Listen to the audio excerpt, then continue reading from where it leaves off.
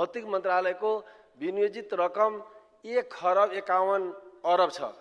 त्यसलाई 165 निर्वाचन क्षेत्रमा बाँड्ने हो भने 91 करोड भन्दा बढी पर्छ।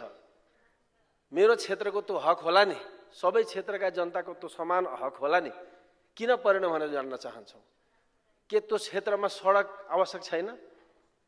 रौतहट जिल्लाको जनताले समृद्ध समाज निर्माण गर्न आधुनिक पूर्वाधार चाहिन्छ भन्ने बोधका साथ सबै पार्टीहरू आफ्नो पार्टीभन्दा माथि उठेर, आग्रह पूर्वाग्रहभन्दा माथि उठेर ठुलो त्याग गरे। 300 किलोमिटर सडक निर्माण गरे।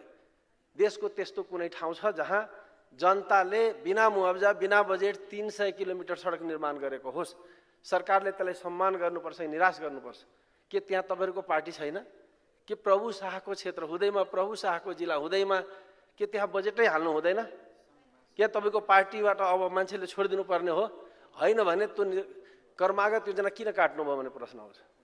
एक त त्यसलाई सम्मान गर्नु पर्थ्यो, त्यसको हक हो, समान ढंगले बाँड्ने भने 91 करोड पर्छ। तर तपाईले 10 करोड पनि हाल्नु भएन, 2 करोड पनि हाल्नु भएन, भएको पनि योजनाहरू काट्नुभयो। कुन नैतिकताले काट्नु भने म जान्न चाहन्छु। भौतिक मन्त्रीले सोध्न चाहन्छु, तपाईले कर्मागत योजना काट्ने हक कहाँबाट प्राप्त गर्नुभयो? के हैसियतले प्राप्त गर्नुभयो? देशले यसरी खेलवाड गर्ने यदि थोरै पनि लाज ल्याएको छ यो प्रधानमन्त्रीलाई भने त्यहाँको जनताको राजस्व फिर्ता गर्नुस्। त्यहाँको जनताको तपाई प्रधानमन्त्री होइन, म त्यहाँको मन्त्री पनि होइन भने नैतिक ढंगले यो रोस्टरबाट बताउनुस्।